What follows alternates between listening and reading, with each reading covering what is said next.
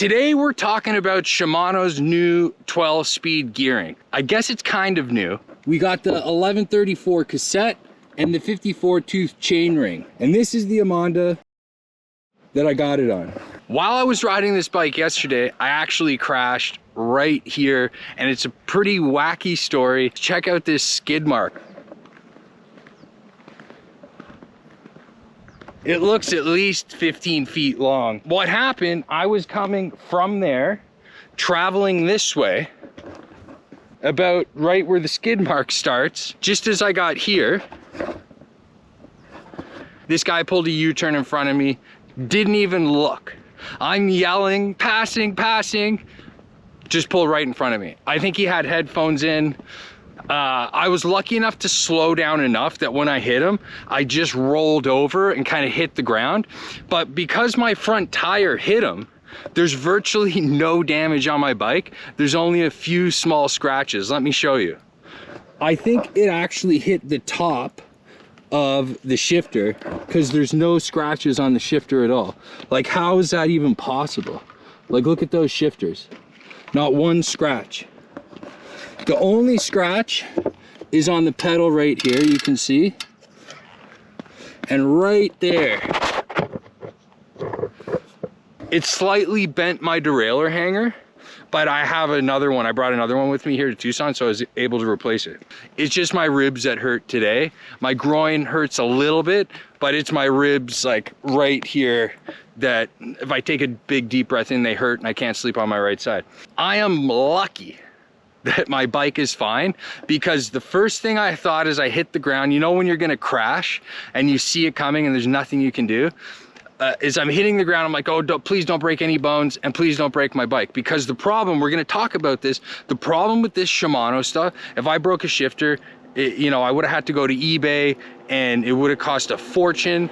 If you break apart on this bike, rear derailleur, which is probably one of the first things that would have went, you know, what are they, $1,000, $900 on eBay? But more importantly, I didn't get hurt, which is great. But let's talk about this gearing and why not being able to get these parts plays such a big problem. Before we talk about gearing, we should at least understand how it works. The bigger the chain ring in the front, or the more teeth on the chain ring in the front, the harder it is to pedal, the faster you're gonna go. And then the opposite is true in the front. The smaller or the least teeth in the front, the easier it is to pedal, the slower you're gonna go. Now the opposite is true in the back. The more in the back, the easier it is. The smaller in the back, the harder it is. Now where it can get really confusing is, let's say on the front you have 39, but on the back you have 30. Compare that to 42 in the front and 34 in the back. Which one is easier? Which one's harder? Because it can get very confusing with all the different numbers, I use a website called bikecalc.com, and I can put in all the different ratios and it will calculate it for me. The higher the number, the harder it is to pedal, the faster you will go. The lower the number, the easier it is to pedal, the slower you go. So the higher the numbers for downhill, the lower number for uphill. So once we have that information, it makes it a lot easier to understand. And that's what makes the new Shimano gearing interesting. It's not a gearing that we've seen before, the 5440. So I'm currently running the 5442 on the front, which is the 9100, and the 1130 on the back, which is the 12-speed. So the only difference with this setup is I don't have the 40 tooth. The new Dura Ace and Ultegra has the 5440, I have the 5442. But if you've seen in my other videos, you can run the 11-speed chain rings on this 12-speed setup. It may wear the chain a little quicker. I haven't noticed that at all. But from my experience, this is really one of the only things that you can run the 11-speed chain rings, the 11-speed crank, with the 12-speed stuff. See, I'm not actually running the new 12-speed Shimano on the front because I can't get it. I can't get it anywhere. The only place I seem to be able to find any 12-speed stuff is on eBay, and that's not my first choice, although I do think eBay is great for some circumstances. The only thing I can get on the bike right now is the 5442. But when I can get the 5440, I will put that on the bike because I think having that extra gearing in the rear will be good. But talking about this gearing, do I like it better? Yes. I get more on the low end and I get more on the high end. Check out my previous video where I showed you how I decide to try this gearing, and by using the gear ratio calculator, I'll put that in the link in the description, I'll put a picture up. I used that, and I went off the feel of my current gearing at the time, which is the 5339 and the 1130. Now, I had two concerns with this new gearing, and one was obviously weight. It's heavier. I don't know how much heavier exactly. If I was to take a wild guess, and this is, I have no idea what it is, I would guess it's 20 to 40 grams heavier. If you know exactly how much it is, let us know in the comments. The other concern I had was the jumping between gearing. What I mean by that is, because you have a wider selection of gears, as you go through those gears, it's gonna change your cadence more drastically. I can say now that I'm out on the road, I don't notice that at all. Here's the most important part. This gearing works for me.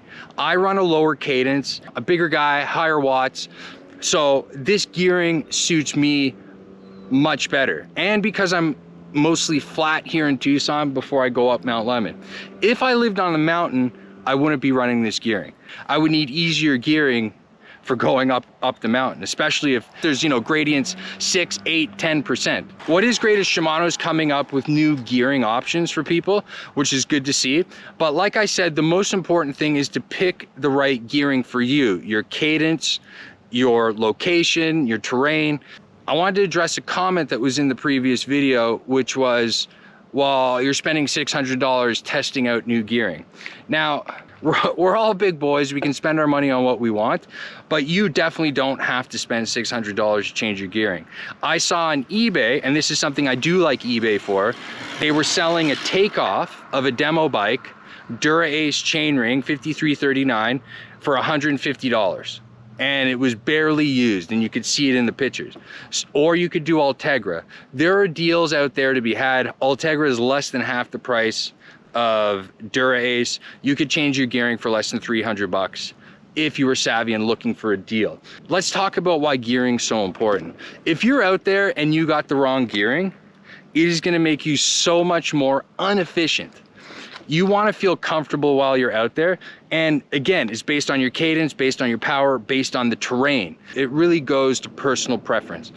But I think it's something that we should be looking at, gearing and what gearing works for you. And that's why I wanted to make this video. One thing I do like better about the 5442 instead of 5339 is it shifts better in and out of big ring because there's less of a jump. On the 5339, it's a 14 tooth jump. On the 5442, it's a 12 tooth jump. So I find it's less of a drop when dropping it into the little ring, and it's just much smoother going in and out of big ring, which is something I noticed right away. But I'm really interested to see the 5440. So like I said, I'll put that on as soon as I get my hands on it. I hope you enjoyed the video. I'm back in Canada 2 weeks from now. When I get back home, I'm gonna compare the Amonda versus the Madone, which one's faster uphill, which one's on the flats. I'm gonna do a video of my wife doing a Zwift race, all kinds of cool stuff coming. Don't forget to subscribe, like, comment, all that stuff really helps me out and I really appreciate it. I'll see you guys on the next video. I'll see you soon. Bye.